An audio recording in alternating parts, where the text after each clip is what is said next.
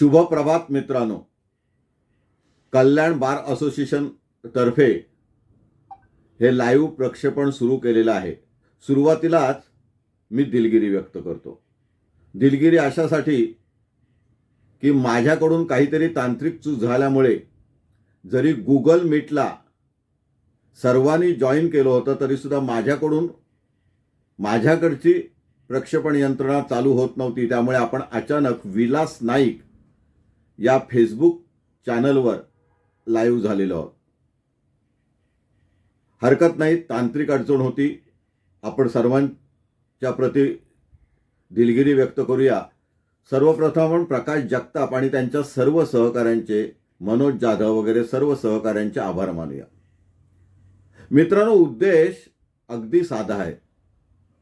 नवीन वकील आहेत, कायद्यांच्या प्रती ज्यांना स्वतःला जाणकार बनायचं आहे, माहिती करून घ्यायचं आहे, त्यांनी अशी चर्चा सत्र जॉईन केली पाहिजेत. आपणही आपल्या मित्रांना कळवा. ही सुरुवातीची 2 मिनिटं मी मुद्दामून प्रस्तावनेसाठी देतोय, कारण या 2 मिनिटात ज्यांना फेसबुक लाईव्ह व्हायचं आहे त्यांना संधी मिळेल. नमस्कार मित्रांनो, मी विलास नाईक. गेली 40 वर्ष जिल्हा न्यायालयात, मुंबई सत्र न्यायालयात, कल्याण सत्र न्यायालयात वकिली व्यवसाय करतो. मित्रांनो, मी जिल्हा सरकारी वकील होतो.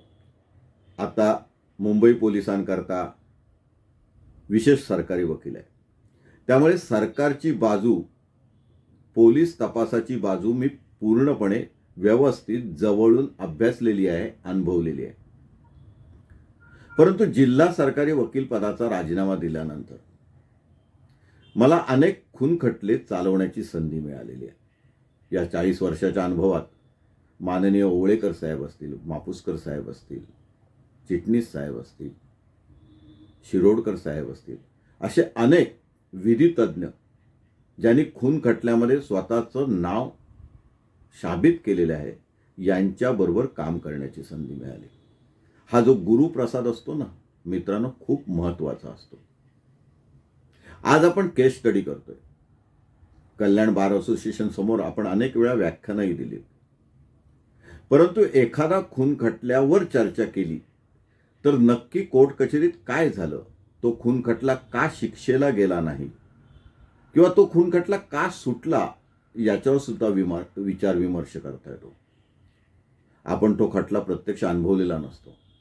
ऑनलाईनवर आपल्याला ते जजमेंट प्राप्त झालेलं असतं. पण निकालपत्र वाचून खटल्याच्या सर्वच बाजू समजतात असं नाही. म्हणून मित्रांनो, आपण प्रकाश जगताप यांच्या मदतीने हा आत्ता फेसबुक लाईव्हचा प्रयत्न केलेला आहे. जे आत्ता शक्य नाही त्यांना पुन्हा आपण फेसबुकवर येऊन याचं पुनर्प्रक्षेपण सुद्धा करू शकतो. तेव्हा प्रस्तावना संपवताना मित्रांनो, पुढचा 1 तास हा पूर्णपणे तुम्ही एका खटल्याचा अभ्यास करणार आहात. तुम्हाला मी अलिबाग तालुक्यात घेऊन जाणार आहे. अलिबाग तालुक्याची पार्श्वभूमी तुम्हाला मित्रांनो कळली पाहिजे, कारण खून खटला हा राजकीय पार्श्वभूमी असलेला खटला आहे. मित्रांनो, आणखीन एक लक्षात ठेवा. या संपूर्ण प्रक्षेपणाचा, व्याख्यानाचा, चर्चासत्राचा मूळ उद्देश हा नवीन वकिलांना खून खटल्याची कार्यवाहीची माहिती होऊन देणे, बारकावे समजावून सांगणे हा आहे. या चर्चासत्रात, या परिसंवादात, या एपिसोडमध्ये कोणत्याही जीवित अथवा मृत व्यक्तीची बदनामी करण्याचा कोणताही उद्देश नाही. त्यामुळे आपण एक काळजी घेणार आहोत, भान ठेवणार आहोत. वकील म्हणून आपल्या सर्वांचीच ती जबाबदारी आहे. आपण खटल्याचा नंबर, खटल्यातील मूळ आरोपींची नावे आणि साक्षीदारांची नावेही आपण बदलून सांगणार आहोत, किंवा फक्त त्यांचं नातेसंबंध सांगणार आहोत. व्यक्तिविशेषाला महत्त्व देणार नाही, तर घटनांना महत्त्व देणार आहोत. पुराव्यातल्या बारकाव्याला महत्त्व देणार आहोत. म्हणून हे डिस्क्लेमर. तरी सुद्धा कोणाच्या भावना दुखावला जाणार असतील तर आपण सर्वांच्या वतीने पूर्ण मोकळ्या मनाने दिलगिरी व्यक्त करूया. कारण आपला उद्देश हा केस स्टडीचा आहे, एका सत्य घटनेवर आधारित खटल्यावर आहे. मित्रांनो, असेच संदर्भ घेऊन आपण विविध कादंबऱ्या लिहित असतो. माझी 18वी कादंबरी लवकरच प्रकाशित होत आहे. तीही या खटल्यावर बेतलेली आहे, पण पुन्हा संदर्भ बदलून. खटला काय होता तर खून खटला. एका रात्री ग्रामपंचायतीची निवडणूक, पूर्ववैमनस्य यावरून आरोपींनी संगनमत करून फिर्यादी हा त्याच्या मावशीकडे झोपायला जात असताना, गावातून एका टोकातून दुसऱ्या टोकाला जात असताना, मोटरसायकलवरनं जात असताना त्याला काही आरोपीने अडवलं, मारहाण केली. तो मोटरसायकल टाकून त्याच अवस्थेत, म्हणजे थोड्या जखमी अवस्थेत, त्याला डोक्याला काही फटका बसला होता, त्या अवस्थेत तो परत उलटा मागे गावाच्या टोकाला असलेल्या स्वतःच्या घराकडे आला. आता इथे तुम्हाला टोपोग्राफी म्हणजे भौगोलिक परिस्थिती विचारात घेतली पाहिजे. मित्रांनो, कोकणातलं गाव सरळ रेषेत असतं आणि मग बारक्या गल्ल्या असतात. गावं छोटी असतात. मग गावातून एक रस्ता एका खिंडीकडे जातो आणि तिथून तो अलिबाग शहराकडे येतो. गावाच्या 500 फुटावरच मुख्य रस्ता, ज्याला आपण अलिबाग रोहा रस्ता म्हणतो, तो राष्ट्रीय मार्ग किंवा राज्यमार्ग आहे. आता या दोन्ही ठिकाणून अलिबागला जायचं असेल तर साधारण, थोडे आपण रेफरन्स बदलूया, 20 ते 22 किलोमीटर अंतर आहे. पोलीस स्टेशन मात्र ज्युरिडिक्शन रेवदंडा पोलीस स्टेशनचं आहे. रेवदंडा पोलीस स्टेशन या गावाच्या पलीकडे एक खाडी आहे, त्या खाडीवर पूल आहे. तिथे रेवदंड्याला गेल्यानंतर रेवदंडा पोलीस स्टेशन लागतं. जखमींना रेवदंडा पोलीस स्टेशनला नेण्यात काहीच अर्थ नव्हता. जास्त जखमी झाले होते, त्यामुळे पोलिसांनी जखमींना डायरेक्ट अलिबाग सिव्हिल हॉस्पिटल, ज्याला जिल्हा रुग्णालय म्हणतात, तिथे नेलं. आता घटनेचा पुढचा भाग. हा जो फिर्यादी आहे तो घरी आला, आई वडिलांना घटना सांगितली. फिर्यादी नोकरी करणार आहे. फिर्यादीच्या घराच्या मागेच पोलीस पाटलाचं घर आहे. पोलीस पाटलांना पण बोलवलं गेलं. फिर्यादीच्या घरून फिर्यादीचा मामा जो मयत आहे त्याला बोलवलं गेलं, आजोबांना बोलवलं गेलं. ते याच रस्त्यावरून जिथे मोटरसायकल पडली होती तिथून क्रॉस करून घरी आले, फिर्यादीच्या घरी आले. मगाशी काय सांगितलं, फिर्यादी हा गावाच्या सुरुवातीला राहतो. त्याच्यासमोर आरोपींची घरं आहेत, जवळ आरोपींची घरं आहेत, आणि त्याला मावशीकडे जायचं असेल तर पूर्णपणे गाव ओलांडून मागच्या टोक्याला म्हणजे खाडीकडच्या भागाला जायला पाहिजे. आपण थोडी भौगोलिक परिस्थिती डोळ्यासमोर आणलीत तर जास्त लक्षात येईल. आपण असं आलो होतो की आजोबा आणि मामा फिर्यादीच्या घरी आले आणि मग माझ्या भाच्याला का मारलंस असा जाब विचारायला फिर्यादीला घेऊन ते जागेवर गेले.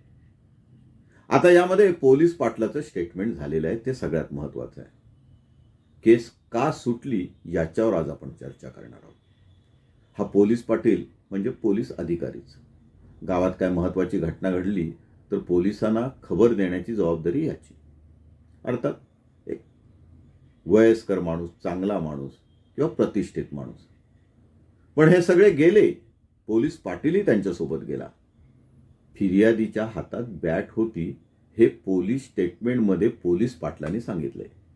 अर्थात पोलीस पाटील दोघांच्याही बाजूचं सांगते असं निष्पन्न झालं. घटना तर झालेलीच आहे, पण जाब विचारताना बॅट घेऊन जाणं हा ॲग्रेसिव्हनेस फिर्यादीचा त्यामुळे रेकॉर्डवर आला. तुम्ही जेव्हा दोषारोप पत्र वाचता तेव्हा हे बारकावे बाजूला लिहून ठेवायचे असतात, त्यातून डिफेन्स तयार होतो. सरतपास वाचलात, फिर्याद वाचलीत तर शिक्षेची केस, इंज्युअर्ड आय विटनेस 3 आहेत, घरातले आणखीन 2-3 विटनेस आहेत, बायका विटनेस आहेत, जखमा झालेत, एक जागेवर मेलाय किंवा हॉस्पिटलला जाऊन तो मयत घोषित झालाय, तो मामा तरुण आहे, तब्येतीने चांगला आहे, तरी सुद्धा त्याच्या वर्मी घाव बसले. आता हे बोलाचाली नक्कीच झाली असणार. तिथे बोलाचाली झाली तेव्हा हे आरोपी जे 4-5 होते त्यांच्या जोडीला आणखीन आरोपी आले असं फिर्यादीतलं वर्णन आहे. फिर्यादीत एकूण 10 आरोपी आहेत. हे महत्त्वाचं आहे, थोडं लक्षात घ्या. आता प्रत्येकाने किंवा यापैकी काही आरोपींनी, मुख्यतः सुरुवातीच्या काही आरोपींनी मामाला सुद्धा जोरात मारलं. त्याच्या डोक्यात तो पावड्यासारखा 2 दांडका असतो, बांबूचा दांडका असतो, भरीव दांडका असतो, तो टाकला. कवठीला इजा झाली, मामा खाली पडला. आजोबांना पण मारलं आणि शिवाय या फिर्यादीला पण मारलं. आता आणखीन एक आजोबा गावाच्या टोकाला राहतात, म्हणजे मावशीचे मिस्टर. तिथे जखमींना नेण्यात आलं. आता जखमींना न्यायचं तर मावशीचे मिस्टर जे आहेत त्यांनी घरातली स्वतःची जी काही कार होती, 4 चाकी गाडी होती, ती काढायचा प्रयत्न केला. ती गाडी काढताना सुद्धा या मावशीच्या मिस्टरना, म्हणजे मुख्य आय विटनेसना, तिसऱ्या घटनेत, दुसरी घटना, पहिली घटना मोटरसायकलवरनं फिर्यादीला मारलं. फिर्यादी परत गेला, जाब विचारायला आला, तिथे मुख्य मारामार झाली. ती घटना नंबर 2. पण तिसरी घटना कोणती, तर या जखमींना ज्या घरात नेलं होतं किंवा ज्या घरातून कारची सोय करत होता नातेवाईक, त्या नातेवाईकाला सुद्धा घरात घुसून, अंगणात घुसून मारलं, कारमधनं खेचून मारलं आणि आरोपी दबात धरून बसले. मधल्या काळात जखमीला आणलं गेलं, पोलिसांना बोलवलं गेलं, पोलीस आले. आता पोलीस येईपर्यंत ह्यांना काही हालचाल करता आली नाही, असा साक्षी पुराव्याचा भाग आहे. कारण साफ आहे की आरोपी दबा धरून बसलेत, आपल्यावर हल्ला करतील. पण पोलीस आले, पोलिसांनी जखमींना सिव्हिल हॉस्पिटलला नेलं. केस किती वाईट आहे. मधल्या काळात वेळ गेला. हा मामा जवळजवळ जागेवरच मयत झाला होता, पण 15-20 किलोमीटरवरच्या अलिबाग हॉस्पिटलला गेल्यावर त्याला मयत म्हणून डिक्लेअर केलं. अर्थात 302 ची केस झाली. फिर्यादी सुद्धा गाडीने आला, कारण ती गाडी जी निघाली होती त्या गाडीने आले. मोटरसायकलवरनं आला, हॉस्पिटलला पोहोचला. हॉस्पिटलला अर्थातच पोलीस आधीच पोहोचले होते, पोलीसच घेऊन जखमीला आले. त्यामुळे हॉस्पिटलला पोलीस उपलब्ध होते. असेही जिल्हा रुग्णालयात पोलीस 24 तास ड्युटीवर असतात. मागच्या एका लेक्चरमध्ये EPR बद्दल आपण बरंच काही बोललोय. पोलिसांनी जाबजबाब घेतले असं फिर्यादीचं म्हणणं आहे. मग सकाळपर्यंत वेळ गेला आणि सकाळी 7:01 फिर्यादीची अधिकृत फिर्याद ही रेवदंडा पोलीस स्टेशनला रजिस्टर झाली. फिर्यादी पोलीस स्टेशनला गेला का? शक्यच नाही. कारण फिर्यादीच्या म्हणण्याप्रमाणे त्याचे दोन्ही हात लुळे पडले होते, खूप मारहाण झाली होती, तो हॉस्पिटलला ॲडमिट होता. त्यामुळे सकाळी आयओनी, जो शेवटपर्यंत आयओ राहिलाय, त्या आयओनी स्वतः फिर्याद नोंदवली. डॉक्टरांचा सल्ला घेतला, डॉक्टरांचा शेरा घेतला आणि फिर्यादीनी जे सांगितलं ते फिर्याद म्हणून नोंदवलं. आणि साहेब म्हणजे आयओ, PSI, PI जो कोण होता वरिष्ठ अधिकारी, तो स्वतः ती फिर्याद घेऊन स्वतःच्या रेवदंडा पोलीस स्टेशनला गेला आणि तांत्रिकदृष्ट्या ती फिर्याद नोंदवली, म्हणजे एन्डॉर्समेंट केली. डाव्या बाजूला जी नोंद केली जाते तशी एन्डॉर्समेंट केली, CR नंबर घातला आणि तपास स्वतःकडे घेतला. वरवर करणी बघता काहीही गैर नाही. ही केस जन्मठेपेची आहे. इंजोर्ड आय विटनेस आहेत, इंडिपेंडंट आय विटनेस आहेत. नातेवाईक असले तरी अशा वेळी इंडिपेंडंट आय विटनेस पाहिजेतच, असं काही सुप्रीम कोर्ट, हायकोर्ट म्हणत नाही. त्यामुळे आरोपीची बाजू कमकुवत होती. मधल्या काळात काही महत्त्वाच्या घटना घडल्या, त्याही तुम्हाला सांगणं गरजेचं आहे. दोषारोप पत्र दाखल झालं. फिर्यादीत लक्षात घ्या 10 नावं आहेत. प्रत्येकाला ॲग्रेसिव्ह रोड ॲट्रिब्यूट करण्यात आले आहे. कोणी काठीने मारलं, कोणी काशाने मारलं, सगळं व्यवस्थित सांगितलेलं आहे. फिर्याद आता रजिस्टर झाले. आता पुरवणी स्टेटमेंट येतात. तुम्हालाही माहिती आहे, नेहमीप्रमाणे पुढच्या तपासात जे अतिरिक्त माहिती कळते त्याच्यात ती स्टेटमेंट येतात. 1, 2, 3 पण येऊ शकतात. मग इतर साक्षीदारांची स्टेटमेंट घेतली जातात, जखमींची स्टेटमेंट घेतली जातात. मधल्या काळात जे गंभीर वयस्कर लोक होती ती मुंबईला, म्हणजे पुढील उपचाराकरता सरकारी पुढच्या दवाखान्यात गेली होती. त्यामुळे त्यांची स्टेटमेंट झाली आणि एकंदर संच असा दिसत होता की फिर्यादीप्रमाणे या सर्वांनी गुन्ह्यात भाग घेतलाय. पोलिसांनी प्रामाणिकपणे तपास केला.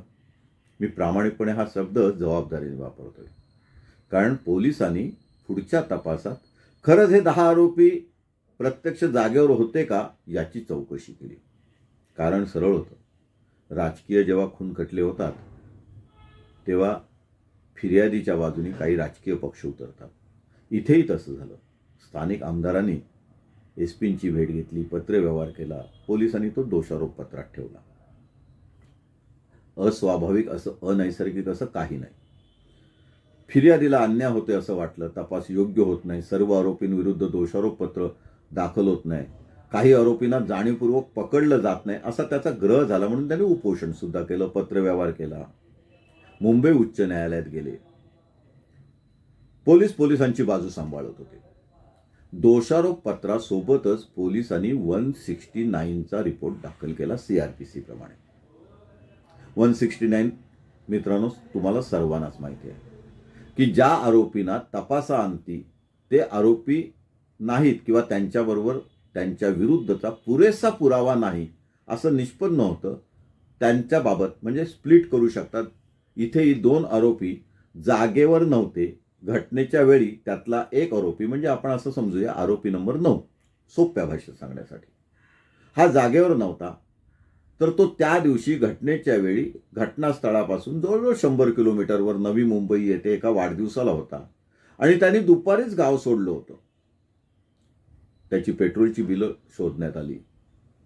वाटेत हायवेला पोलीस चौक्या असतात, तिथे सीसीटीव्ही कॅमेरे असतात, ते कॅमेरे तपासण्यात आले. तो त्याच्या खाजगी गाडीने स्वतः ड्रायव्हिंग करून पोलीस चौक्या क्रॉस करून हायवेवरनं जातोय असंही दिसत होतं दुपारीच. पोयनाडला बाजारपेठेत त्यांनी वाढदिवसाच्या वस्तू विकत घेतल्या. ज्या वाढदिवसाला जायचं होतं त्या डॉक्टरकडे तो गेला आणि रात्री 9:30च्या दरम्यान तो वाढदिवस, नंतर जेवण, तिथले फोटो सगळं पोलिसांनी घेतलं, स्टेटमेंट घेतली लोकांची. आणि पोलिसांना निष्कर्ष परत पोलीस आले की आरोपी नंबर 9 हा काही तिथे जागेवर नव्हता. तो रात्री 9 नंतर परत जागेवर येऊन 9:30 वाजता गुन्ह्यात भाग घेऊ शकत नाही. थोडक्यात फिर्यादीने जरी फिर्यादीत नाव घेतलं असेल, मारहाणीत नाव घेतलं असेल, तरी सुद्धा हा आरोपी काही जागेवर नव्हता. थोडक्यात पोलिसांनीच फिर्याद संशयास्पद ठरवायला सुरुवात केली होती आणि ती प्रामाणिकपणे होती, कारण आरोपी सगळे जेलमध्ये होते, पोलीस कस्टडीत होते. मग पुढे काय झालं मित्रांनो, तर जो आरोपी नंबर 10 फिर्यादीतला आहे त्या आरोपी नंबर 10नी सुद्धा आपण जागेवर नसल्याचा पुरावा दिला. पोलिसांनी त्याचीही खात्री केली. तर आरोपी 10 तर सरकारी नोकरीत होता. एका तांत्रिक शास्त्रीय कंपनीत तो नोकरीला होता. तिथे थंब इम्प्रेशन असतात, ते सगळे पोलिसांनी तपासले, तिथले रेकॉर्ड तपासले, हजेरीपट तपासलं. तर खरंच त्या पूर्ण दिवसभर आणि दुसऱ्या दिवशी सुद्धा हा 10 नंबरचा आरोपी हा सरकारी नोकरीत होता. पोलिसांचा नाईलाज झाला, त्याच्या विरुद्ध दोषारोप पत्रच दाखल केलं नाही. म्हणजे आता राहिले 9 आरोपी. आता या 9 आरोपींविरुद्ध दोषारोप पत्र तर दाखल झालं, पण आरोपी नंबर 9 आणि आरोपी नंबर 10 याच्याबद्दल 169चा रिपोर्ट पण दाखल झाला. पोलीसच म्हणतात की हे आरोपी गुन्ह्यात सामील नव्हते, म्हणून दोषारोप पत्रात आरोपपत्र न दाखल करण्याची कारणं आणि ज्यांच्या विरुद्ध आरोपपत्र दाखल केलेलं नाही त्यांच्या त्या दोघांची नावं होती. चार्जशीटमध्येच होती, दोषारोप पत्रातच होते आणि कारणंही होती. त्या कारणामध्ये संपूर्ण थोडक्यात हकीकत घेतलेली, त्यांचे जबाब नोंदवलेले, ते पुरावे पोलिसांनी जोडलेले. खरं तर खालच्या कोर्टाने हे सगळं बघायला पाहिजे होतं, पण ज्युनियर जज असतात. त्याने कारण असं दिलं की मी कॉग्निजन्स घेतलाय, त्यामुळे मी या 9च्या 9 आरोपींविरुद्ध जसं चार्जशीट आलेली आहे तसं वरती चार्जशीट पाठवते. थोडक्यात वरच्या कोर्टाने काय ते बघावं. कागद अत्यंत बारकाईने जेव्हा तपासले गेले तेव्हा असं लक्षात आलं, जजबाईंनी खाडाखोड केलेली आहे. पण ठीक आहे, 9 आरोपींविरुद्ध चार्जशीट आली, 169चा रिपोर्टचं हिअरिंग झालं. 169चा पोलिसांनी दिलेला रिपोर्ट JMFC साहेबांनी नाकारला. थोडक्यात पोलिसांचं म्हणणं होतं की 2 आरोपी जागेवर नव्हते, पण चार्जशीटमध्ये 9 आरोपी होते. जशीच्या तशी चार्जशीट स्वीकारल्यामुळे तांत्रिक कारण पुढे दाखवून, म्हणजे मी कॉग्निजन्स घेतलेला आहे, मी आता 169 रिपोर्टवर काही ऑर्डर करू शकत नाही असं दाखवून तो फेटाळला गेला. थोडक्यात बॉल आरोपींच्या ताब्यात आला. आरोपींनी रिव्हिजन केलं. रिव्हिजन कोर्टाने तांत्रिक अडचण दाखवून काही कारण मीमांसा देऊन रिव्हिजन अर्ज फेटाळला. थोडक्यात 169चा रिपोर्ट गुंडाळला गेला. त्यामुळे दोषारोप पत्रात 9 आरोपी, मधल्या काळात 9 आरोपी अटक झालेले, 9व्या आरोपीला पोलीस कस्टडी मिळाली, मॅजिस्ट्रेट कस्टडी मिळाली आणि अन्य 8 आरोपींसोबत 9वा आरोपी सुद्धा जेलमध्ये. आता जेव्हा माझ्याकडे वकीलपत्र आलं तेव्हा आम्ही डिस्चार्जचा अर्ज दाखल केला. जिल्हा न्यायाधीश बदलले, दुसरे आले, तिसरे आले आणि एकदा कधी तो निकाली निघाला. पण जिल्हा न्यायाधीश साहेबांनी ज्यांनी ही सुनावणी घेतली त्यांना डिस्चार्ज अर्ज मंजूर करावा असं काही वाटलं नाही. त्यामुळे त्यांनी आमचा डिस्चार्जचा अर्ज, आरोपी नंबर 9चा अर्ज फेटाळून लावला. साधक बाधक विचार करून ट्रायलला सामोरे जायचं आम्ही ठरवलं.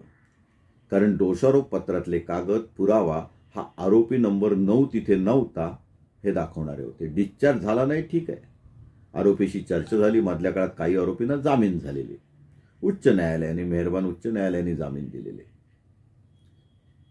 आपण त्या घटनेत जाण्यापेक्षा आपण आता सुनावणीवर येऊया.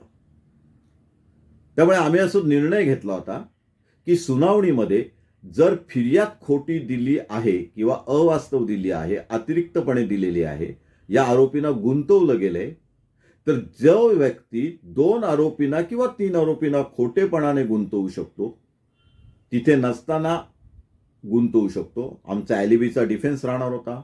पुरावे तर चार्जशीटमध्येच आहेत. तपासी अंमलदारांना अमान्य करता येण्यासारखे नाहीत. त्यामुळे फिर्याद आपल्याला डाऊटफुल ठेवता येईल, ठरवता येईल आणि आपल्याला संशयाचा फायदा मागता येईल. मित्रांनो, साधी तत्व आहे. पुराव्याची शाबिती करण्याची जबाबदारी सरकारी पक्षावर आहे.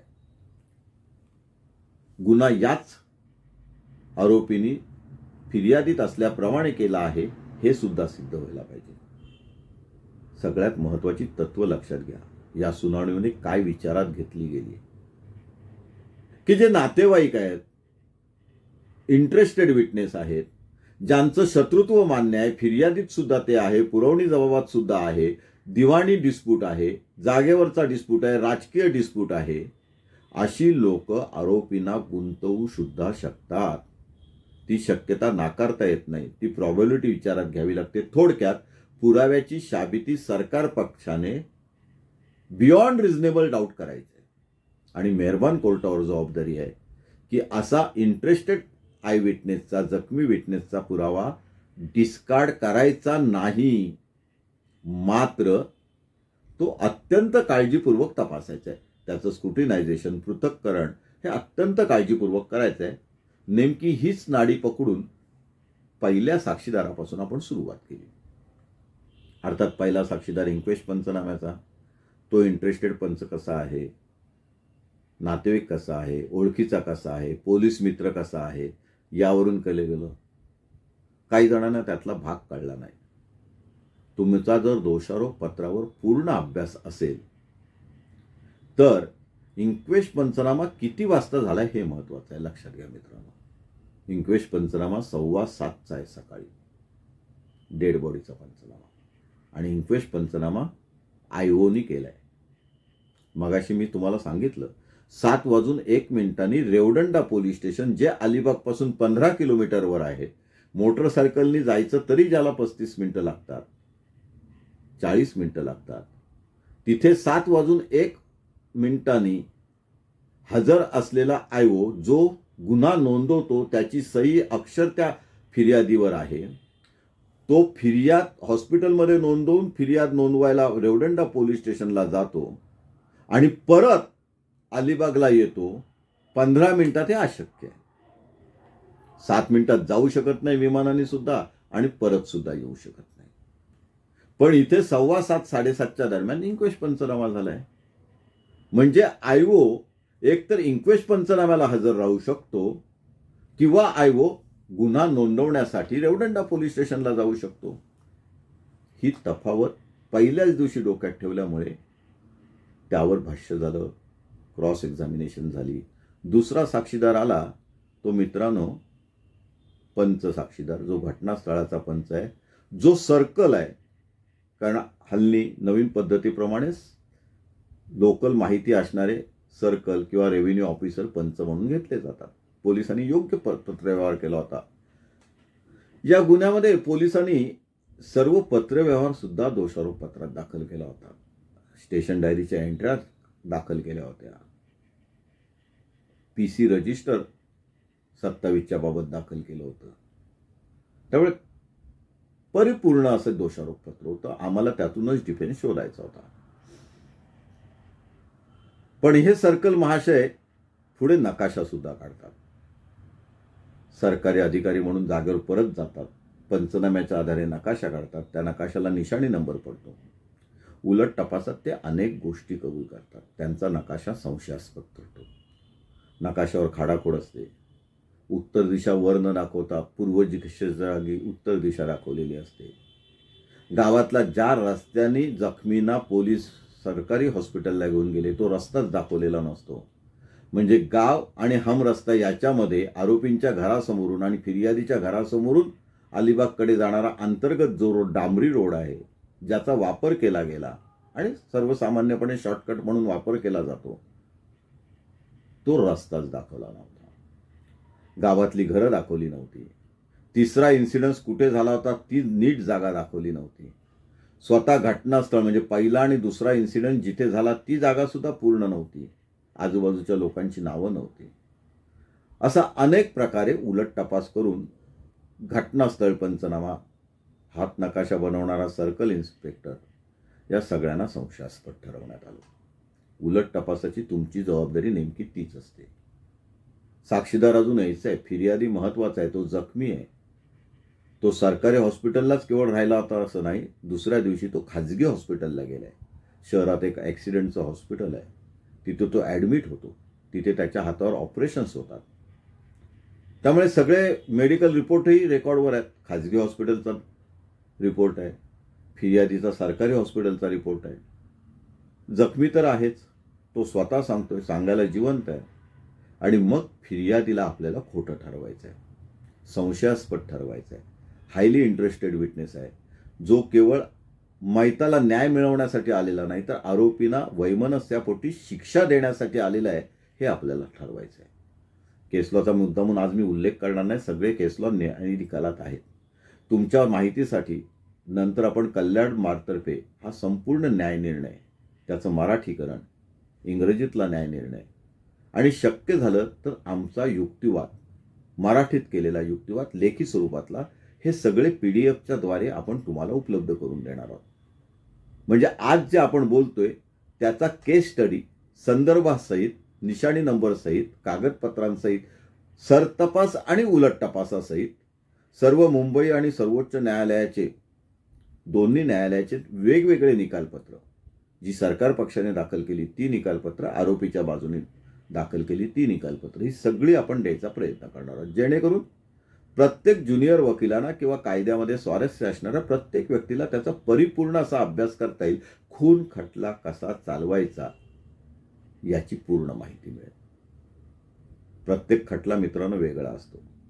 प्रत्येक साक्षीदार वेगळा असतो. त्याची मानसिक अवस्था वेगळी असते. तुम्हाला साक्षीदार वाचता आला पाहिजे.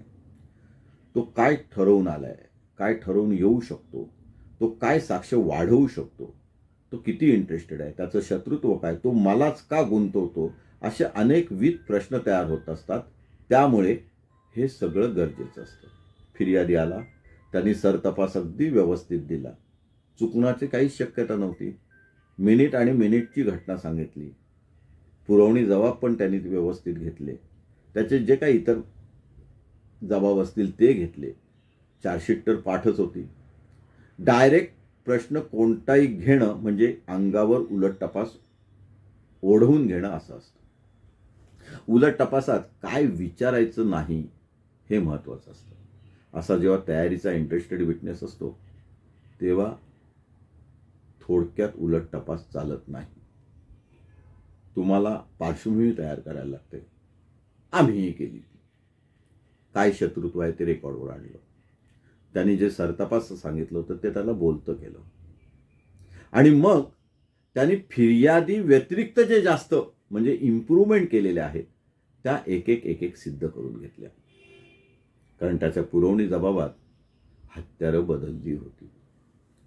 पुरवणी जबाबात त्यांनी जखमींची नावं वाढवली होती. अर्थात हे सगळी ठिकाणी साधारणपणे होत. मित्रांनो, खटले सुटतात ते केवळ आपल्या बुद्धिमत्तेमुळे, आपल्या बुद्धिचातुर्यामुळे सुटतात असं नसतं. वकिलांनी हा गैरसमज पहिला काढून टाकला पाहिजे.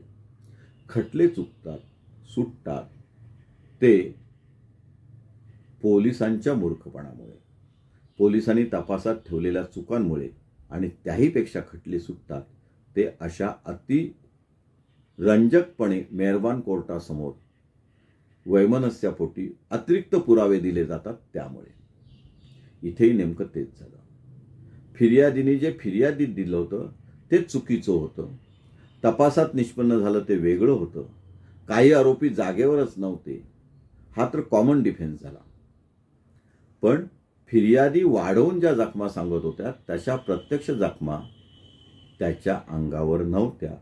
हे डॉक्टरांचा उलट तपास आणि मेडिकल रिपोर्ट्स, MLC सर्टिफिकेट्स ही सगळी बघितल्यावर सिद्ध झालं. उलट तपासात त्याचा पुरेपूर वापर करण्यात आला.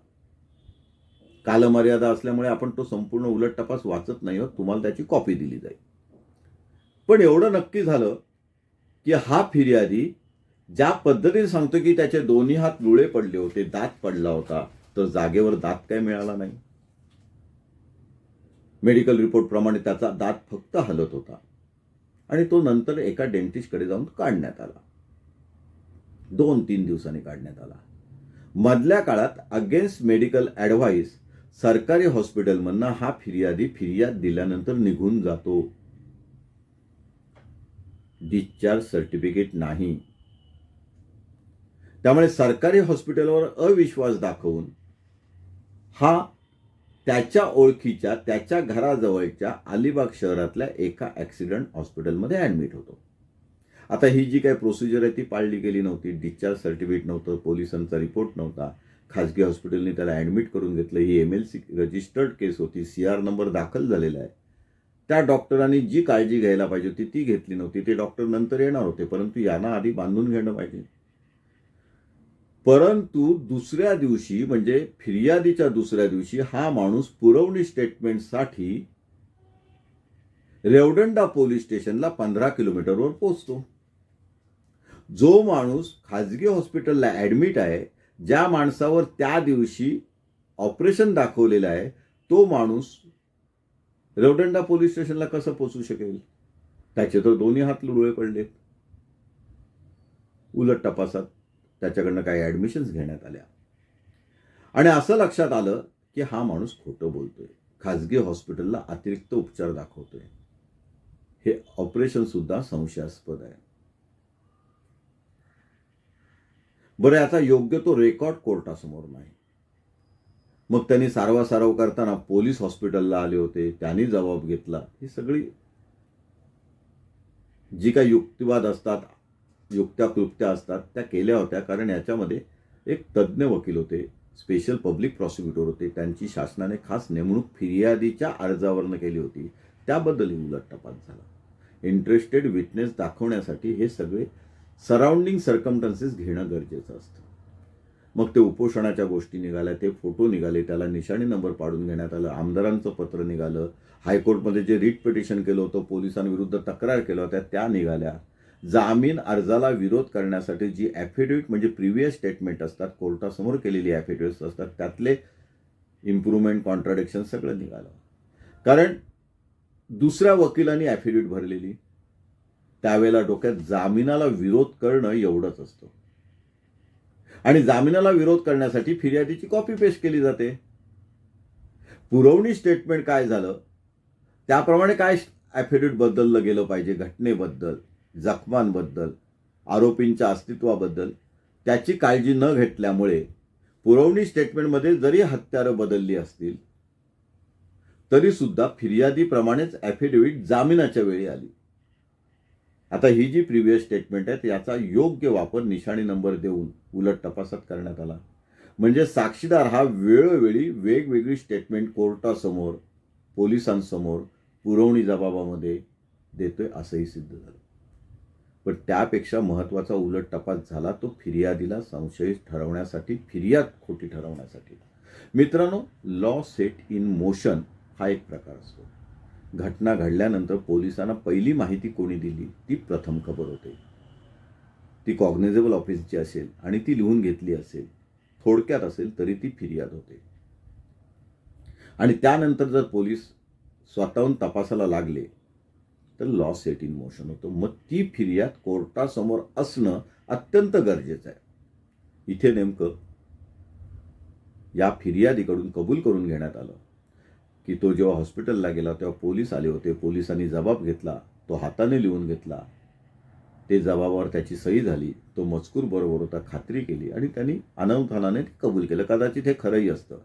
तुम्हाला तुक्का लावायचा असतो, रिस्क घ्यायची असते. पण आता असं लक्षात आलं की घटनास्थळावरनं 12 वाजता हॉस्पिटलला सगळे जखमी नातेवाईक गेल्यानंतर, सगळ्यांशी चर्चा केल्यानंतर जी पहिली खबर आली ती पोलिसांनी हॉस्पिटलला 12 वाजता घेतली होती. मग ही 7:01 जी काय खबर आहे, जी टाईप केलेली खबर आहे, ती कधी केली?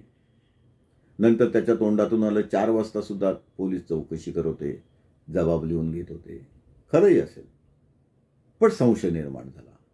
आणि मग ही 7 वाजताची फिर्याद, त्याच्यावर तर त्याची सही आहे, ती एकच कोर्टासमोर आहे. म्हणजे कोर्टासमोरच्या जी काही निशाणी नंबर पडलेली फिर्याद आहे त्याच्या अगोदर आणखी 2 फिर्यादी घटनेबद्दल याच फिर्यादीच्या घेतल्या होत्या असं त्याच्याच तोंडातून आलं.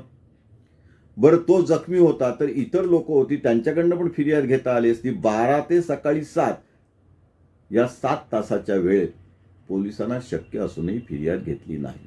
याही पुढे जाऊन त्याने असं कबूल केलं की गावात पोलीस आले तेव्हा सुद्धा त्यांनी प्राथमिक चौकशी केली, काही गोष्टी लिहून घेतल्या.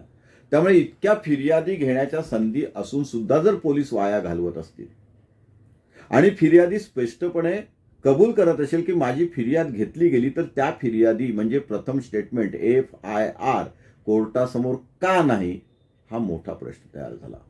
अनेक खटल्यामध्ये होतो. हे उलट तपासातलं स्किल असतं. तुम्हाला संशय निर्माण करायचा असतो.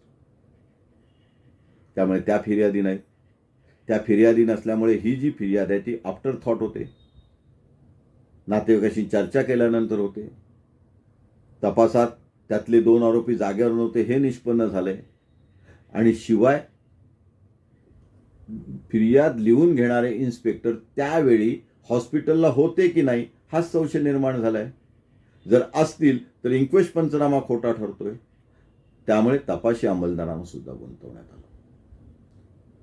फिर्यादीच्या जखमांवरून झालं. जेवढं तो सांगत होता अतिरंजितपणे तेवढ्या जखमा प्रत्यक्ष मेडिकलमध्ये नव्हत्या. इतर जखमींबद्दल तो सांगत होता तशा जखमा प्रत्यक्ष मेडिकल सर्टिफिकेटमध्ये नव्हत्या. माहित्याच्या बाबतीतही तसंच एक्झॅगरेटेड स्टोरी झाली. आणि मग तपास टोपोग्राफीकडे वळतो. मग गावातली रचना, आजूबाजूला जर घरं आहेत तर ती मदतीला का नाही आली, जर लागून आरोपींची घरं आहेत तर त्यांनी लोक म्हणजे मामा कंपनी, आजोबा कंपनी घटनास्थळ ओलांडून येताना त्यांच्यावर हल्ला का केला नाही, किंवा घटनेनंतर दुसरा इन्सिडेंट झाल्यानंतर परत कुठेही हल्ला का झालेला नाही, पोलीस आल्यानंतर आरोपी कुठे गेले, आरोपींना जागेवरच का पकडलं नाही, जागेवर हत्यारं म्हणजे टाणके वगैरे मिळाले होते, त्या व्यतिरिक्त खरंच हत्यारं होती का, हे सगळे प्रश्न निर्माण झाले. सजेशन झाली, फिर्यादी संपला, मग आय विटनेस आले. आय विटनेसना सुद्धा अशाच प्रकारे उलट तपासणी झाली. त्याच्यानंतर महत्त्वाचा पार्ट होता तो 27चे पंचनामे, रिकव्हरी पंचनामे. 3 आरोपींकडनं रिकव्हरी दाखवली होती. सगळं पद्धतशीर होतं. म्हणजे bell register, police custody register, logbook register, पंचांना बोलवल्याचं पत्र, ते पत्र सरकारी कार्यालयात गेलं, मग तिथून सरकारी पंच आले, ती आल्याबद्दलची आणि जाण्याबद्दलची सगळ्या स्टेशन डायरी, मग निवेदन पंचनाम्याची स्टेशन डायरी, त्या सगळ्या वेळा जुळवून अगदी पद्धतशीर तपास होता. संशयाला कुठे जागा नव्हती. अशा परिस्थितीत सरकारी अधिकारी जे पंच आहेत, रिकव्हरीचे पंच आहेत, 27चे पंच आहेत, त्यांचा उलट तपास घेणं ही तारेवरची कसरत असते. काही गोष्टी आधी सांगायच्या नसतात. सगळं सरतपासात सांगून घेतलं. इथे एक चूक झाली होती.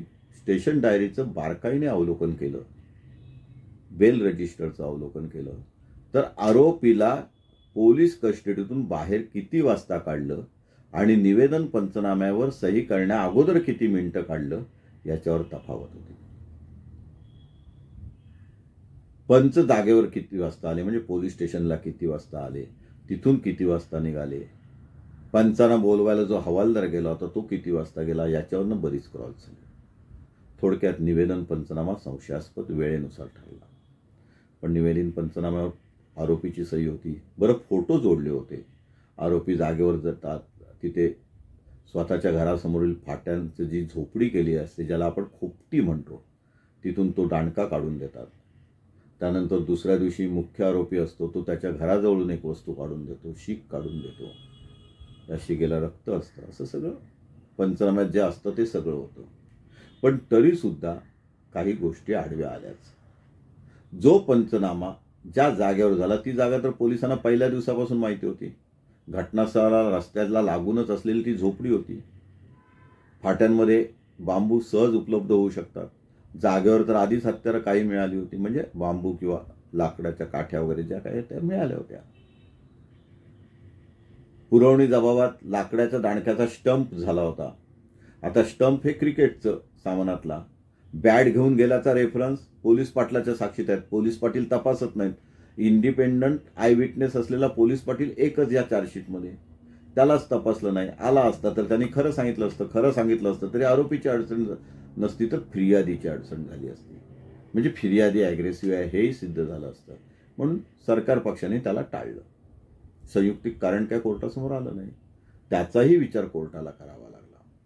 मग इतर जे जखमी होते, कारण 2-3 जे काय 27चे पंच आहेत त्यांची बरीच उलट तपासणी झाली आणि अनेक गोष्टी तपासातल्या तफावती, चुका, तांत्रिक चुका हे सगळं रेकॉर्डवर आलं.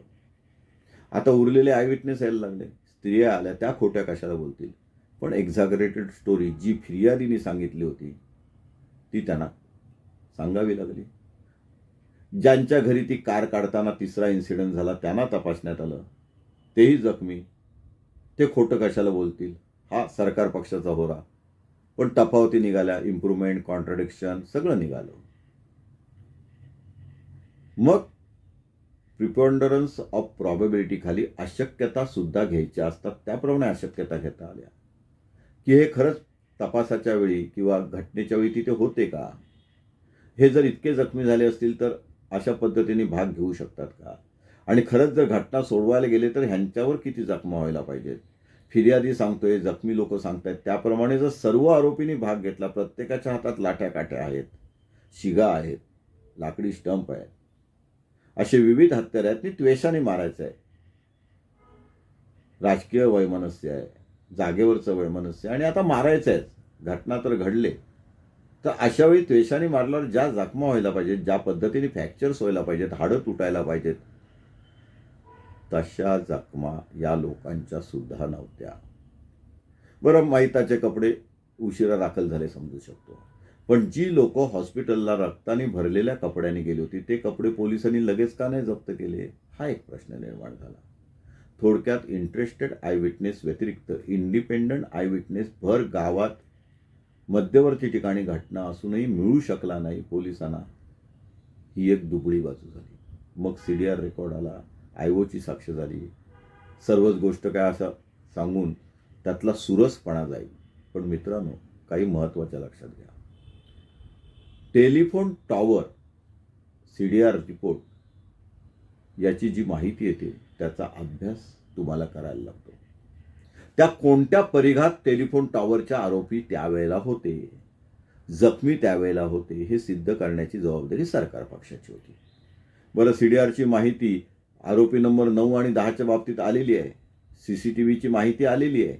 त्यामुळे पोलीस तपासात त्यांचा वापर केलेला आहे. पण फिर्यादीच्या बाबतीतला CDR रिपोर्ट बघता, माहिताचा CDR रिपोर्ट, इतर जखमींचा CDR रिपोर्ट कोर्टासमोर नव्हता. पोलिसांनी, IOनी मोठ्या खुबीनी टॉवर रेकॉर्डचं एक स्टेटमेंट बनवलं होतं. घटनेच्या वेळी आरोपी कोणत्या टॉवरखाली आहेत हे तपासलं गेलं. तर ते घटनास्थळापासून रस्त्याने 12 किलोमीटर पलीकडे, खाडीच्या पलीकडे एक विक्रम इस्पात कंपनी आहे, स्पॉन नायरचा प्रोजेक्ट आहे, त्याच्या कॉलनीमध्ये असल्याचा उल्लेख आला, कारण टॉवर तिकडे होता. आता ते एरियल डिस्टन्स किती, गावातल्या मोबाईलला तेच टॉवर लोकेशन येतं, हे काय सरकार पक्ष सिद्ध करू शकला नाही. पण रेकॉर्डवर घटनेच्या वेळी आणि घटनेनंतर सुद्धा, अटक होण्याच्या वेळी सुद्धा आरोपी तिकडे आहेत, म्हणजे गावाच्या पलीकडे आहेत, खाडीच्या पलीकडे आहेत. खाडीतून पळून गेल्याची पोलिसांची केस नाही, हा एक संशयाचा फायदा मिळाला. दुसरं महत्वाचं, जे जखमी आहेत त्यांचं टॉवर लोकेशन नव्हतं, आणि जे 2 आरोपी 169 मध्ये होते, ज्यांचा 169 रिपोर्ट नाकारलाय, रिव्हिजन फेटाळले, डिस्चार्ज अर्ज फेटाळलाय, जामीन अर्ज मंजूर झालाय, त्यामुळे त्यांना ट्रायल फेस करायला लागले आरोपी नंबर 9ला, त्याचं सीडीआर रेकॉर्ड प्रमाणे सुद्धा आयोला बांधून घेण्यात आलं की तो घटनेच्या दिवशी तिथे नव्हता असण्याची शक्यता नाही, म्हणजे ॲलिबी सिद्ध करून घेण्यात आली. याकरता डिफेन्स विटनेसची आता गरज नाही, जी पारदर्शकपणे कोर्टासमोर आहे, सीडीआर रिपोर्ट आहेत, सगळ्या गोष्टी आहेत. त्यामुळे हे सगळं टाळण्यात आलं. सरकार पक्षाने खूप मोठा युक्तिवाद केला. आयोगाकडनं अगदी गोड बोलून त्याचा तपास कसा योग्य आहे तेही आणण्यात आलं. राजकीय वैमनस्य आणण्यात आलं. आमदारांनी या घटनेस्थळावर कशी भेट दिली होती, सांत्वनासाठी आमदार कुटुंबीय कसे आले होते, आणि नंतर जिल्हा पोलीस अधीक्षकांची भेट कशी घेतली, हे सगळं रेकॉर्डवर आलं. आणि दुर्दैवाने फिर्यादीने जे रिट पिटिशन दाखल केलं होतं, पोलीस तपासाला तक्रार करणारं आणि इतर आरोपींना वाढवणारं, थोडक्यात 169चा रिपोर्ट खोटं ठरवणारं आणि 169च्या आरोपींविरुद्ध आरोपपत्र दाखल करण्यासाठी जे काही रिट पिटिशन ॲफिडेव्हिट दाखल केली होती, त्याच्यासोबत कागदपत्रांची यादी दाखल केली होती, त्याच्यात हे आमदारांचं पत्र होतं. त्यामुळे सगळी ती ॲडमिटेड डॉक्युमेंट्स होती, त्याचा योग्य वापर आयोच्या शेवटच्या साक्षीत करण्यात आला, आणि मग आयोग गोंधळला. त्याची दोलायमान स्थिती झाली. त्याचा अर्धा तपास खरा आहे असं त्याला सांगायला लागलं. अर्धा तपास तोही खरा आहे, पण त्याच्यात फिर्याद खोटी ठरते हेही कबूल करावं लागलं. काही आरोपीचा सीडीआर दुसऱ्या गावातला आहे हे कबूल करावं लागलं. त्याही पलीकडे जाऊन त्यांनी नोंदवलेली फिर्यादी संशयास्पद आहे, त्यातल्या वेळा ह्या चुकीच्या आहेत हेही लक्षात आलं. आणि सर्वात महत्त्वाचं म्हणजे पुन्हा फिर्यादीची साक्ष विचारात घेता जे आयोची म्हणजे तपासी अधिकाऱ्याची साक्ष झाली होती, त्याच्यामध्ये फिर्याद जी कोर्टासमोर आहे त्या फिर्यादीच्या व्यतिरिक्त फिर्याद FIR या नोंदवल्या गेल्या होत्या असं फिर्यादी बोलतोय, त्या कोर्टासमोर नाहीत हे वदवून घेण्यात आलं. अर्थातच संशयाचा फायदा, जेव्हा साक्षीदार अतिरंजितपणे सांगतात, वाढवून साक्ष देतात, त्याला 2-2, 3-3, 4-4 वकिलांची मदत होते, नाटकासारखी प्रॅक्टिस करून तो एक शब्द पाठ करून येतो, तेव्हा अशा साक्षीदारांची साक्ष जास्त घातक असते. ती पोपटपंची असते, पण वस्तुस्थितीला धरूनच असते असं नाही. मेहरबान कोर्टासमोर तुम्हाला आरोपीची बाजू मांडताना अत्यंत संयमीपणे, सर्व पुरावा तुमच्या विरुद्ध असताना, जज साहेबांनी डिस्चार्जचा अर्ज नाकारलेला असताना, आरोपीच्या विरुद्ध मत सरतपासामुळे होत असताना उलट तपास अशी बाजू आणायची असते की साक्षीदार हा संशयास्पद आहे, साक्षीदाराची उपस्थिती संशयास्पद आहे, साक्षीदार अतिरंजित वैमनस्यामुळे सांगत आहे, खोटेपणाने इतर आरोपींना गुंतवत आहे. जो माणूस 2-3 आरोपींना गुंतवू शकतो तो पहिल्या 10 जणांना सुद्धा गुंतवू शकतो. आरोपी तिथे असण्याची शक्यता नाही. आरोपींचं वय लक्षात घेता 70 ने 80 वर्षाचे म्हातारे अशा पद्धतीने हल्ला करतील असं शक्य नाही. आरोपीच्या पिंजऱ्यामध्ये आरोपी कोणत्या अवस्थेत आहेत हे कोर्ट शेवटी सुनावणीच्या वेळेला बघत असतं. काहींचे जामीन झालेले असतात, काहींचे झालेले नसतात. पुराव्यामुळे अगदी हायकोर्ट, सुप्रीम कोर्ट सुद्धा जामीन नाकारतं, केस एक्सपिडाइट करतं, तरी सुद्धा 4-4, 5-5 वर्ष लागतात.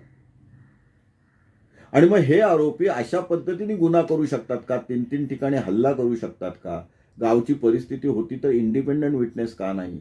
मग तिथली राजकीय परिस्थिती काय होती? जर फिर्यादीच्या बाजूने गाव होतं, ग्रामसेवक होते किंवा गावातली बहुमत होतं, मग ती लोक का आली नाहीत? ती मध्ये सोडवायला का आली नाहीत? त्यांना का तपासलं नाही?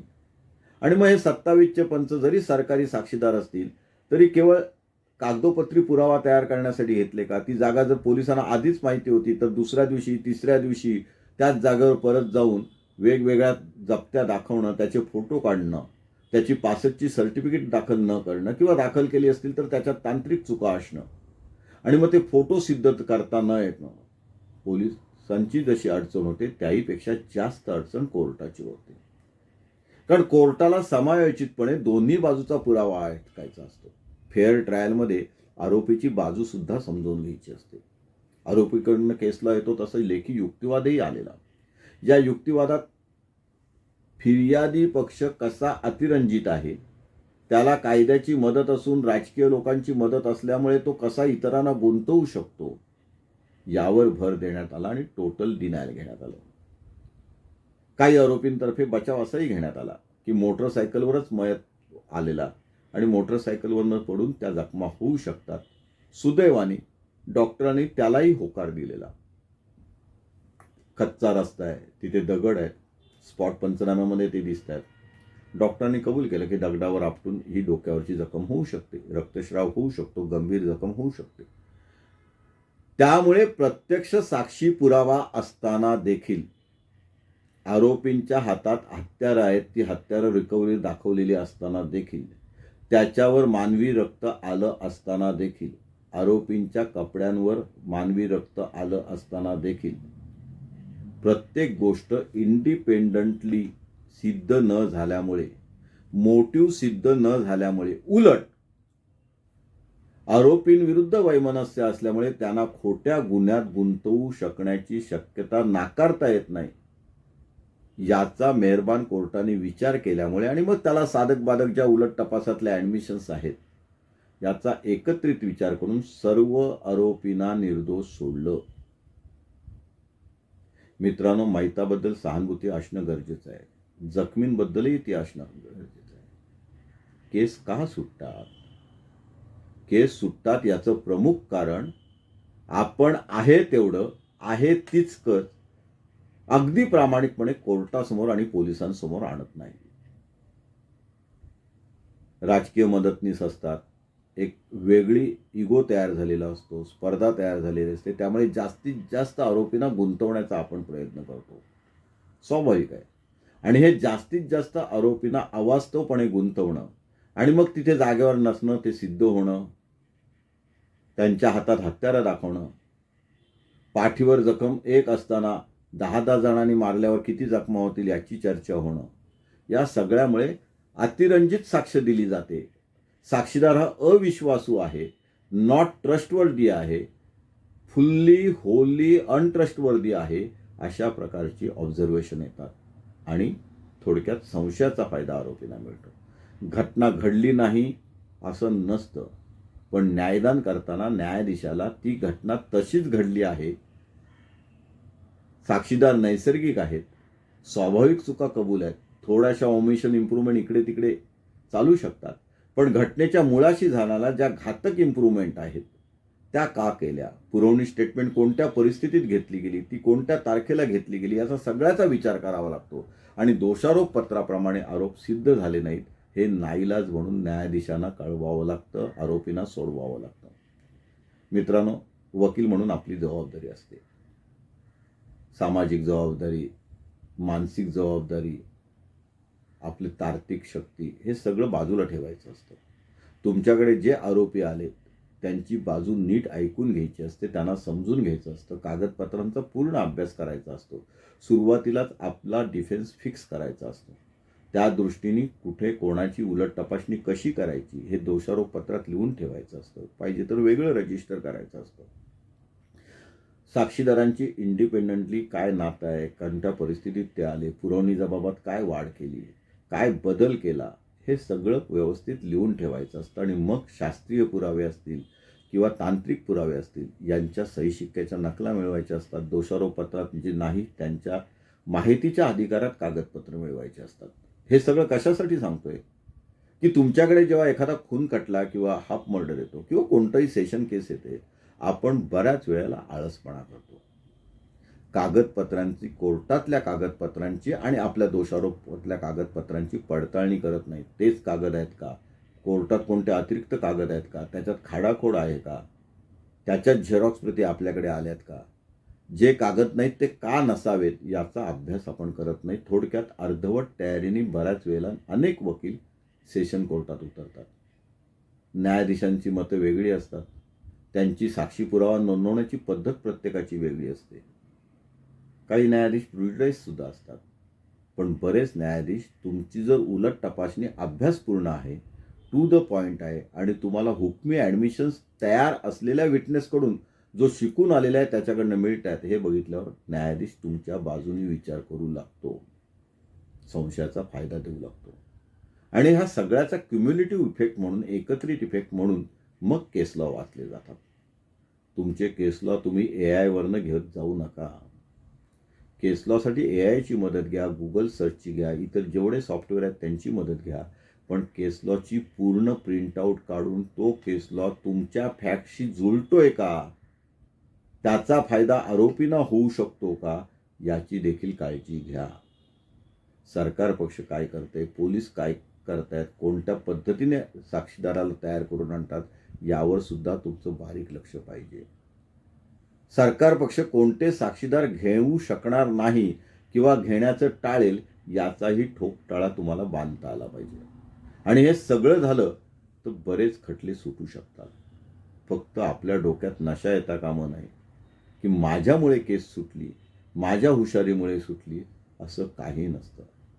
कागदपत्रात कमकुवत दुवे असतात, ते तुम्हाला शोधायचे असतात. त्याचं श्रेय फार तर तुम्हाला जाऊ शकतं. आरोपींना विश्वासात घ्यायचं असतं, पण आरोपीच्या सगळ्याच गोष्टी मान्यही करायच्या नसतात. आणि सर्वात महत्त्वाचं म्हणजे जागेवर जाऊन जागेची 2दा 3दा तुमची खात्री होईपर्यंत वेळोवेळी पाहणी करायची असते. घटना अशी घडू शकणार नाही हे तुम्हाला सिद्ध करायचं असतं. बेनिफिट ऑफ डाऊट नक्की मिळतो. हा झाला केस स्टडी. याच्या संदर्भित कागद मित्रांनो तुम्हाला नक्की पाठवले जातील. ज्यांना पाहिजेत त्यांनी जगताप सरांकडे पुढच्या आठवड्यात संपर्क साधावा. मधल्या काळात या सगळ्या कागदपत्रांच्या PDF बनवणं चालू आहे. मित्रांनो, ह्याचा पुन्हा एकदा सांगतो, उद्देश कोणाचाही अपमान करणं, उपमर्द करणं, कोणाची बदनामी करणं असा नाही. हा केस स्टडी आहे. वस्तुस्थितीवर एक केस सुटली, ती का सुटली, कारण चर्चा कशाही झाल्या तरी तुम्हाला वकील म्हणून ती केस का सुटली, आपल्या पुढे अशा प्रकारची केस आली ज्याच्यात आय विटनेस आहेत, जखमी आहेत, ॲपरंटली सकृत दर्शनी केस शिक्षेची आहे, तरी आपल्याला ती सोडवायचा प्रामाणिक प्रयत्न करायचा आहे. अशा वेळी असे केस स्टडी, अशी जजमेंट उपयोगी पडतात, कारण त्याच्यात दोन्ही बाजूची जजमेंट कोर्टाने डिस्कस केलेली असतात. इथेही अनेक, प्रत्येक मगासपासून ज्या घटना बोललो आपण, या प्रत्येकावर कायदेशीर तत्व म्हणून दोन्ही पक्षांनी, म्हणजे आरोपीच्या बाजूने आम्ही याचा फायदा आरोपींना का दिला पाहिजे आणि सरकार पक्षाने हे पुरावे दुर्लक्षित करण्यासारखे कसे आहेत, माणसं तर मेलीत ना, साक्षीदार खोटं कशाला बोलतील, आरोपीने तर मोठा गुन्हा केलेला आहे, संगनमत करून एक मेलेला आहे, 3-4 जण खूप जखमी झालेली आहेत, त्यामुळे जन्मठेपेची मागणी केली होती, स्वाभाविक आहे. त्यामुळे दोन्ही प्रकारचे केसला तुम्हाला पाहायला मिळतात. ज्यांना इंटरेस्ट आहे त्यांनी सरकारी वकील बनायला हरकत नाही. त्यामुळे सरकार पक्षाची बाजू काय असते ती कळते. मित्रांनो, आज आपण प्रश्नोत्तरं घेणार नाही. त्यामुळे तुम्हाला जर काही प्रश्न असतील तर कॉमेंट्समध्ये जरूर विचारा. कल्याण बार असोसिएशनकडे लेखी स्वरूपात ते पाठवा. तुमच्या प्रत्येक प्रश्नाचं उत्तर देण्याचा पुढच्या फेसबुक लाईव्हमध्ये प्रयत्न केला जाईल. तुमचे प्रश्न विचारात घेतले जातील. कल्याण कोर्टात कधी आलो तर त्यावरही भाष्य करता येईल. परंतु हा खटला अत्यंत महत्त्वाचा होता, राजकीयदृष्ट्या देखील, सामाजिकदृष्ट्या देखील. पुन्हा एकदा सांगतो, खटले सुटतात ते चुकीचा पुरावा नोंदवला गेल्यामुळे. इथे अतिरंजित पुरावा नोंदवला गेला, फिर्यादीचा उत्साहीपणा अंगाशी आला, जखमांबद्दलची त्याची साक्ष अविश्वसनीय ठरली. डॉक्टरची साक्ष त्याच्या विरुद्ध गेली, ती संशयास्पद ठरली. मग PM रिपोर्ट, PMचे साक्षीदार हे सगळे गौण ठरतात. ती केवळ खोगीरभरती ठरते. त्यामुळे प्रत्यक्षदर्शी साक्षीदार, जखमी साक्षीदार, तपासात रिकव्हरी पंच आणि IO हे सगळ्यात महत्त्वाचे साक्षीदार कशा पद्धतीने तुम्ही डिसबिलीव्ह करू शकलात यावर त्या खटल्याचं संपूर्ण भवितव्य अवलंबून असतं. सर्वांना मी शुभेच्छा देतोय. सर्वांचे आभार मानतोय की तुम्ही अचानक गुगल मीट सोडून फेसबुक लाईव्हवर आलात. तुम्हाला पुन्हा एकदा ही ऐकण्याची संधी फेसबुकवरून नक्की मिळेल. माझं जे विलास नाईक म्हणून यूट्यूब चॅनल आहे त्याच्यावर सुद्धा हा व्हिडिओ रेकॉर्ड केला जाईल. तुमच्या शंकांना यूट्यूब या माझ्या व्हिडिओवर चॅनलवर म्हणजे विलास नाईक या चॅनलवरनं त्यांचंही परिमार्जन केलं जाईल, उत्तरं दिली जातील, जेणेकरून इथला प्रत्येक ज्युनियर वकील फौजदारी कायद्यामध्ये मेहनत करून पक्षकारांना न्याय देणारा वकील बनावा. इथे आलेला प्रत्येक वकील ज्याला सरकारी वकील बनायचं आहे त्यांनी नक्की काय काळजी घेतली पाहिजे याची देखील माहिती मिळेल. शिक्षेला केस नेण्यासाठी काय परिश्रम घ्यावे लागतात, काय अवधानं ठेवायला लागतात, काय चुका टाळायला लागतात हे येईल. तसंच तपासामध्ये तपासी अंमलदारांनी काही काळजी घेतली पाहिजे, काही चुका टाळल्या पाहिजेत, दोषारोप पत्रातील फटी कशा शोधल्या पाहिजेत, कोर्टात कोणत्या पद्धतीने दोषारोपपत्र बघितलं जाईल याचा अंदाज कसा ठेवला पाहिजे, प्रावधान कसं ठेवलं पाहिजे, या सगळ्यावर चर्चा होऊ शकते. यूट्यूब चॅनलला विलास नाईक या चॅनलवर तुमचं स्वागत आहे. सबस्क्राईब करा. फेसबुकवर सुद्धा आहे. आणि या सगळ्याचा उद्देश, आम्ही आता 40 वर्ष पूर्ण केली, निवृत्तीकडे झुकतोय. अनेक सेशन केसेस चालवल्या, सरकारच्या बाजूने शिक्षाही खूप घेतल्या, महाराष्ट्रात रेकॉर्ड केले.